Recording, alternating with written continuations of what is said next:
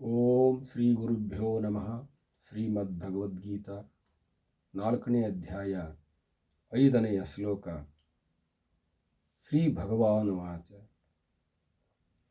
ಬಹೂನಿ ಮೇ ವ್ಯತೀತಾನಿ ಜನ್ಮಾನಿ ತವ ಚಾರ್ಜುನ ತಾನ್ಯಹಂ ವೇದ ಸರ್ವಾಣಿ ನ ತ್ವಂ ವೇತ್ಥ ಪರಂತಪ.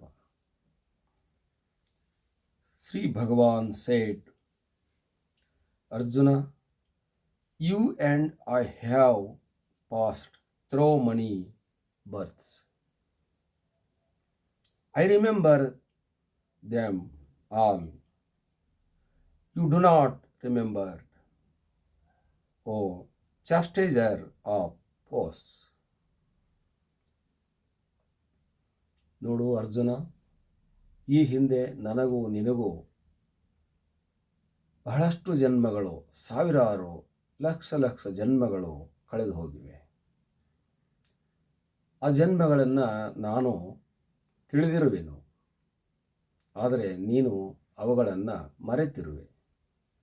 ಆದ್ದರಿಂದ ಈಗ ನಿನಗೆ ಈಗಲೇ ನಾನು ಹುಟ್ಟಿದ್ದೇನೆ, ಈಗಲೇ ನೀನು ಹುಟ್ಟಿದ್ದಿ, ಹಿಂದಿನವರ ಜನ್ಮದ ವಿಷಯ ನಿನಗೇನು ಗೊತ್ತು ಅಂತ ಪ್ರಶ್ನೆ ಮಾಡಿದ್ದೀಯಾ?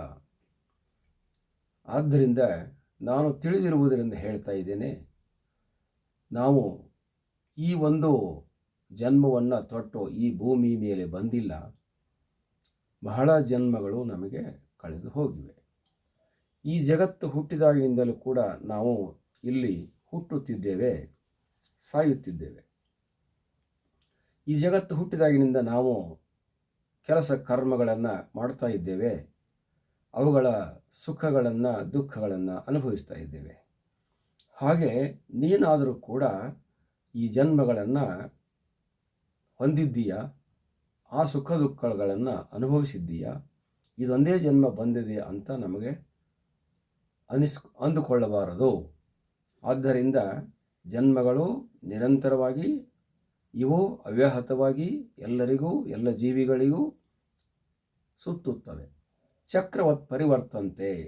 ಚಕ್ರವು ಹೇಗೆ ಕೆಳಗೆ ಮೇಲೆ, ಮೇಲೆ ಕೆಳಗೆ ಸುತ್ತು ಹೊಡೆಯುತ್ತದೆಯೋ ಹಾಗೆ ಈ ಜನ್ಮಗಳು ಕೂಡ ಈ ಜೀವನಿಗೆ ಎಲ್ಲಿಯವರೆಗೆ ಇವನು ತನ್ನ ಆತ್ಮವನ್ನು ತಾನು ತಿಳಿಯುವುದಿಲ್ಲವೋ, ತನ್ನ ಸ್ವರೂಪವನ್ನು ತಾನು ಎಲ್ಲಿಯವರೆಗೆ ತಿಳಿಯುವುದಿಲ್ಲವೋ ಅಲ್ಲಿಯವರೆಗೆ ಈ ಮನುಷ್ಯ ಜನ್ಮ ಆಗಲಿ ಇತರೆ ಜನ್ಮಗಳಾಗಲಿ ನಿತ್ಯವಾಗಿ ನಿರಂತರವಾಗಿ ಬರುತ್ತವೆ.